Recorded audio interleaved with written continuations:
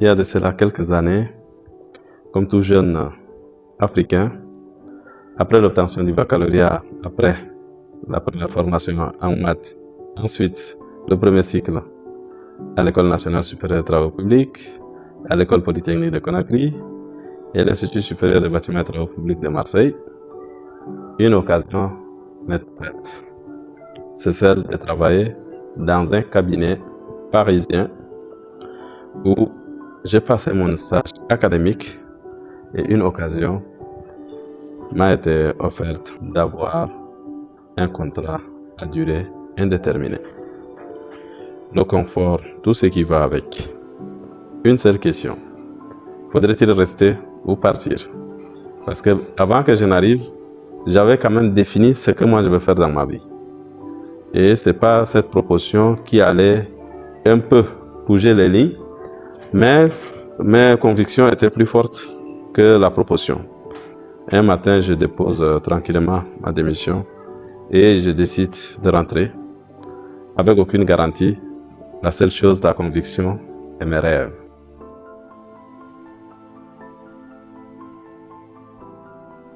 Je suis ingénieur BTP et après plusieurs années sur le terrain, il y a quelque chose qui me brise le cœur, surtout ici en Afrique. Nous avons assez de projets qui ont été initiés qui malheureusement sont abandonnés, inachevés. D'autres sont réalisés mais avec plein de malfaçons, des ouvrages à peine occupés, déjà fissurés, déjà écroulés et avec plein de failles.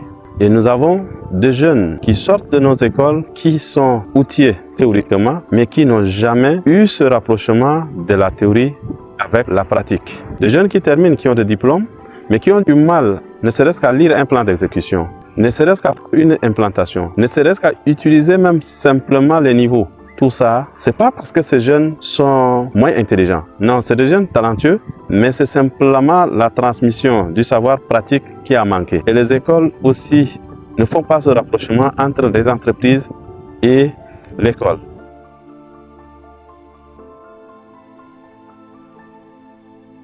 Je suis Pi Kéré, ingénieur génie civil, qui a été formé ici à N'Djamena, à Conakry, et une matinée, j'atterrissais à Marseille, en France. Après cette formation d'ingénieur de conception à Conakry et ingénieur spécialisé à Marseille, une opportunité m'est offerte. C'est celle de travailler dans un cabinet. D'abord pour mon stage académique et au finish, je me retrouve avec un CDI en main. Une interrogation se pose à moi. Je partage cette nouvelle avec mes proches, mes amis, pour leur faire comprendre que voilà, j'ai terminé les études, j'ai obtenu aussi un CDI. Qu'allait-il faire? Tout naturellement, certains me conseillaient vivement d'y rester. Mais les nuits étaient vraiment difficiles pour moi, parce que moi, dans ma tête, je voyais plutôt ma carrière, je voyais mon apport, c'est beaucoup plus pour mon pays, pour ma ville, pour mon continent.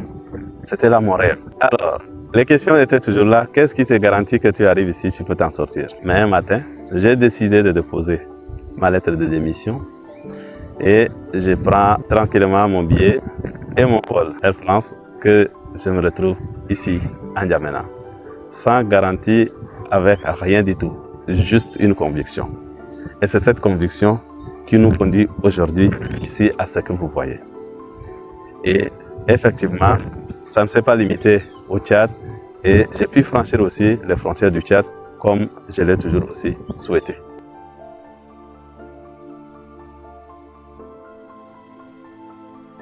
M2 Group, c'est une école polytechnique, c'est un club de lecture, c'est une ferme agricole. À travers M2 Construction, nous avons réalisé assez de projets. Ici au Tchad, à N'Djamena en province, au-delà du Tchad, nous avons fait des projets au Burkina, des projets aujourd'hui au Sénégal et bien d'autres projets qui sont en cours. C'est le côté construction. Maintenant, en matière de formation, nous avons eu cette merveilleuse occasion de former des centaines de jeunes africains, pas seulement tchadiens, mais des jeunes africains. Parmi nos étudiants, nous avons des jeunes qui nous sont venus du Cameroun, du Burkina, et de la Centrafrique. Du côté du club de lecture, il y a quelqu'un qui a dit pour cacher quelque chose aux Africains, il suffit de le mettre dans un livre. Et nous sommes là pour démystifier les livres, pour pousser les jeunes à lire. Et ce club, nous avons commencé avec 4 jeunes, ici même dans le bureau, mais aujourd'hui nous sommes à plus de 500 jeunes qui se retrouvent chaque 2 semaines pour les résumés des livres du développement personnel, et ça les permet vraiment de réorganiser leur mindset et de découvrir qui ils sont réellement. Et le côté agricole, si je vous pose la question ce matin, qui depuis hier n'a pas mangé, celui qui n'a pas mangé aura du mal à me répondre. C'est pourquoi dans notre philosophie aussi, on se dit construire le continent, construire le pays, c'est pas seulement les murs, c'est pas seulement la formation, mais il faut aussi résoudre le problème de manger, c'est-à-dire nourrir les familles.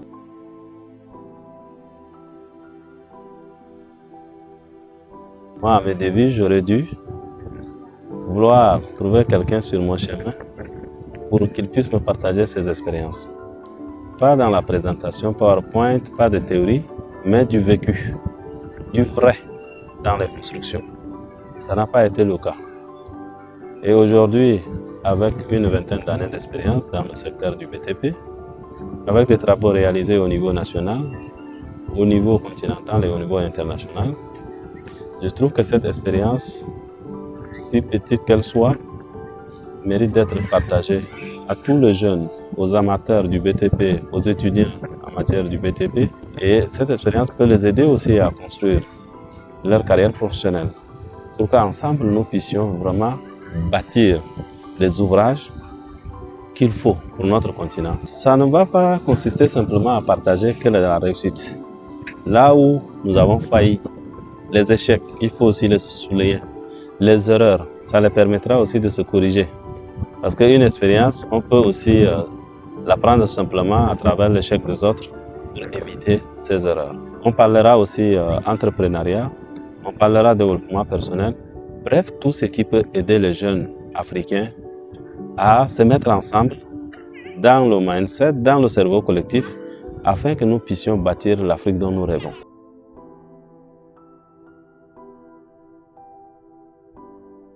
Alors, si vous êtes sur cette page, je vous préviens que vous êtes sur la bonne voie. Si vous êtes amoureux du BTP, si vous avez quelqu'un qui construit à côté, vous avez un frère, vous avez un ami, vous avez une connaissance qui est dans le secteur du BTP, s'il vous plaît, partagez-lui cette vidéo. Cette page est dédiée uniquement au partage d'expériences dans le domaine de construction. Nous allons parler de tout ce qui est construction, avant, pendant et après construction, c'est-à-dire les études et l'exécution. On quittera des fondations jusqu'à ce que nous puissions parler de remise de clés. Dans cet intervalle, qu'est-ce qui se passe? Qu'est-ce qui se cache derrière? Quand vous voyez un ouvrage déjà apprécié de tous, vous l'utilisez, mais derrière, il y a beaucoup de choses. Le BTP, c'est le secteur qui regorge énormément de compétences, Et c'est l'occasion pour nous de vous montrer à travers cette chaîne que c'est possible. Pour ceux qui rêvent de faire ce métier aussi, c'est possible. Qu'est-ce qu'il faut avoir comme background pour pouvoir embrasser aussi cette carrière? Donc, c'est un secteur pour moi clé pour le monde, sinon pour chaque pays. Aujourd'hui, l'économie d'un pays, majoritairement, c'est le secteur immobilier qui bat le record. Et même quand vous atterrissez quelque part, la première impression que vous avez d'un pays, c'est d'abord les constructions. Un aéroport peut vous épater, c'est déjà les constructions. La route que vous empruntez pour circuler, ce sont là aussi les constructions. Donc cette chaîne est vraiment dédiée à ça.